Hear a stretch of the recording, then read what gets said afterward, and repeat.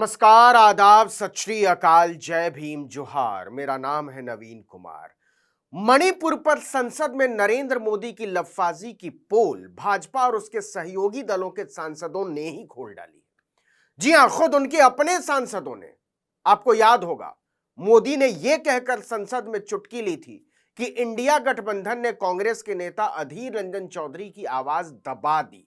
मणिपुर पर चर्चा में उन्हें बोलने का मौका ही नहीं दिया। शायद कोलकाता से कोई फोन आया होगा और इसे लेकर मुझे बहुत अफसोस हुआ। प्रधानमंत्री नरेंद्र मोदी का बयान है ये भारत की संसद में। लेकिन अब तो मणिपुर के ही सांसद डंके की चोट पर पूछ रहे हैं कि आपने हमें क्यों संसद में बोलने का मौका नहीं दिया। मोदी जी, हमने क्या गलती की थी? आपको किसका फोन आया था? आपके ऊपर किसका दबाव था? आप क्यों डर गए? किस बात से डर गए? जरा देश को बताइए। इतना ही नहीं, उन्होंने राहुल गांधी की तारीफ की झड़ी लगा डाली। आपको बता दें कि मणिपुर से केवल 2 सांसद चुनकर आते हैं, एक इनर मणिपुर से और दूसरे आउटर मणिपुर से, बाहरी मणिपुर।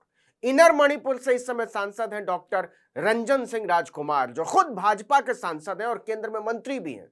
और आउटर यानी बाहरी मणिपुर से सांसद हैं डॉक्टर लोरहो फोजे। वो एनपीएफ यानी नगा पीपुल्स फ्रंट से चुनकर आते हैं। दोनों का गठबंधन है। एनपीएफ भी राज्य में भाजपा की साझीदार है, सरकार में शामिल है। लेकिन अब मणिपुर के दोनों ही सांसदों ने मोदी और उनकी सरकार की धज्जी उड़ा डाली। डॉक्टर लोरहो फोजे ने तो कहा है कि मैं मणिपुर पर संसद में हुई चर्चा में हिस्सा लेना चाहता था। एक सांसद के तौर पर मेरा और मणिपुर की जनता का अधिकार था ये। आखिर मैं उनका प्रतिनिधि हूं। मैं संसद में बोलना चाहता था, लेकिन मुझे मौका ही नहीं दिया गया। मुझसे कहा गया कि गृह मंत्री ही बोलेंगे, अमित शाह ही बोलेंगे, आप नहीं बोल सकते। अब देखिए कि बंगाल के दौरे पर मोदी गला फाड़कर चिल्लाते हैं कि मणिपुर पर घमंडिया गठबंधन की पोल खुल जाती। उनका इशारा इंडिया गठबंधन की तरफ था कि वो वोटिंग से पहले सदन से उठकर चले गए, क्योंकि उनको मालूम था कि मणिपुर का सच सबसे ज्यादा उनको चुभने वाला है। उनको मणिपुर के नागरिकों के दुख दर्द और पीड़ा की परवाह नहीं थी। लेकिन यहां तो खुद मणिपुर के अपने एनडीए के सांसद ने मोदी की पोल खोल डाली कि अगर आपको मणिपुर के दुख दर्द और पीड़ा की रत्ती भर भी परवाह थी, तो आपने मणिपुर के ही सांसदों को बोलने क्यों नहीं दिया? एक तो मंत्री हैं, जबकि वो आपकी अपनी पार्टी और अपने गठबंधन के सांसद हैं। मोदी मोदी का नारा लगाने वालों में उनका भी नाम है।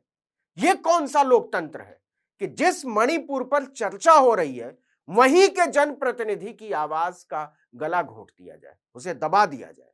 आपको बता दें कि सांसद लोरहो फोजे खास तौर पर इस चर्चा में भाग लेना चाहते थे। एक इंटरव्यू में उन्होंने कहा कि मैं संसद के पहले दिन से ही सदन में मौजूद था। फोजे ने कहा कि मणिपुर के मुद्दे पर मेरा बोलना बहुत जरूरी था। हम इस मुद्दे को लेकर इमोशनल हैं। हम देश को बताना चाहते थे कि वहां की स्थिति क्या है, जनता कैसा महसूस कर रही है। ये हमको बोलना ही पड़ेगा।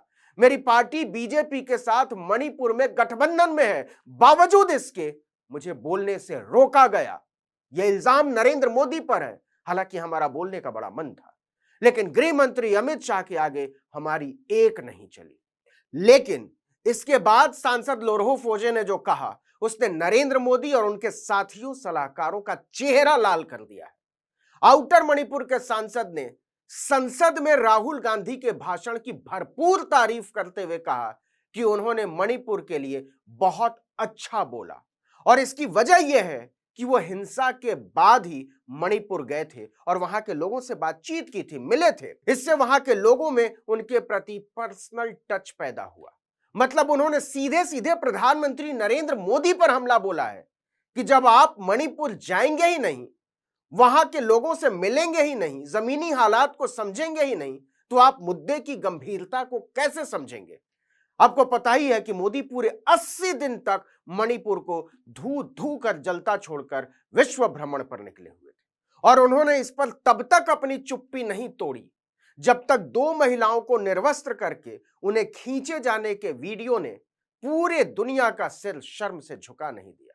इस वीडियो ने मोदी के नेतृत्व में डबल इंजन की सरकार की पोल पट्टी खोल डाली। यह तो हुई मणिपुर से बीजेपी के सहयोगी दल के सांसद की बात।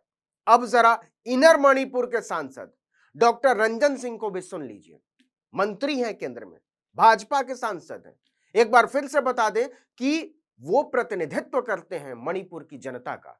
उन्होंने आरोप लगाया कि मैंने सदन में अपनी बात रखने की बहुत कोशिश की, हमने तैयारी भी की थी इसके लिए, लेकिन हमारे नेताओं ने मुझे बोलने नहीं दिया क्योंकि गृह मंत्री अमित शाह को बोलना था। बार बार गृह मंत्री का नाम आ रहा है। भाजपा के सांसद ने कहा कि मणिपुर का सांसद होने के नाते अगर मैं बोलता तो ज्यादा अच्छा होता। भाजपा सांसद ने कहा कि चर्चा में भाग लेने का मौका न मिलने के बावजूद मैंने चर्चा में दखल देने की बहुत कोशिश की, लेकिन इसका भी मौका नहीं मिला। मुझे अफसोस है कि मैं अपनी आवाज संसद में नहीं उठा सका, मैं मणिपुर की आवाज संसद में नहीं उठा सका। डॉक्टर रंजन सिंह ने कहा कि मैं प्रधानमंत्री और गृह मंत्री को शुरू से बोलता रहा हूं कि मणिपुर की स्थिति को संभालना राज्य सरकार और राज्य पुलिस के बस में नहीं है।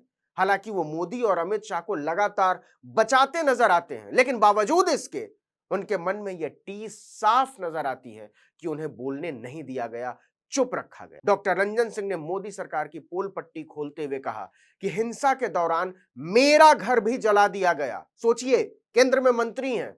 उन्होंने कहा कि मेरे फोन करने के बावजूद मेरे परिवार तक सुरक्षा समय पर नहीं पहुंची। हैरानी की बात यह है कि बावजूद इसके उन्हें संसद में बोलने नहीं दिया गया, जबकि वो मोदी सरकार में विदेश राज्य मंत्री भी हैं, एस जयशंकर के जूनियर हैं। बहुत संभल कर बोलने के बावजूद उन्होंने आरोप लगाया कि मोदी सरकार हालात पर काबू करने में बहुत देर कर चुकी है। वहीं दूसरे सांसद जो एनडीए के ही सांसद हैं, लोरहो फोजे, उन्होंने कहा कि बीजेपी के तमाम दावों के बावजूद जो सबसे बड़ा सच है वो ये कि मेरा मणिपुर चल रहा है और अब 100 दिन से ज्यादा समय हो चुका है। एनपीएफ सांसद ने मोदी की चुप्पी और बेपरवाही की तरफ इशारा करते हुए कहा कि पहले मणिपुर में हर हफ्ते कोई ना कोई मंत्री आता था, लेकिन हमारे मुश्किल समय में, कठिन दौर में हमारे पास कोई नहीं आया। हमारे लोग मारे जा रहे हैं, वो तकलीफ में हैं। हम लोगों से उम्मीद कर रहे हैं कि हमारे कठिन समय में भी हमारे पास कोई आएगा, लेकिन हमारी ये उम्मीदें लगातार तोड़ी गई हैं और ये सोचकर, ये देखकर हमारा दिल बैठ जाता है। तो सवाल है कि नरेंद्र मोदी और उनके सलाहकारों ने अपने ही सांसदों की, मणिपुर के सांसदों की पुकार और तड़प क्यों नहीं सुनी? उन्हें संसद में बोलने का मौका क्यों नहीं दिया? क्या यह सिर्फ एक इत्तेफाक हो सकता है कि मणिपुर के दोनों सांसदों को संसद में खामोश कर दिया गया? यह कोई पहला मौका नहीं है जब मणिपुर के किसी जनप्रतिनिधि ने राज्य को लेकर मोदी की तैयारियों पर हमला बोला हो। 23 जुलाई की तारीख थी। भाजपा विधायक पाउलिन हाउकिप ने आरोप लगाया था कि पीएम मोदी को इतनी बड़ी त्रासदी पर अपनी चुप्पी तोड़ने में 1 हफ्ते का समय लग गया। प्रधानमंत्री मोदी की प्राथमिकताएं पूरी तरह से गलत हैं। मैंने पीएम मोदी से अमेरिका रवाना होने से पहले संपर्क करने की कोशिश की थी, लेकिन मुझे उनसे मिलने का समय तक नहीं मिला, कोई जवाब तक नहीं आया कि आप मिलेंगे या नहीं मिलेंगे। जरा सोच कर देखिए कि सरकार की प्राथमिकताएं क्या हैं, नरेंद्र मोदी की सियासत क्या है और क्या है भारतीय जनता पार्टी की सोच और समझ।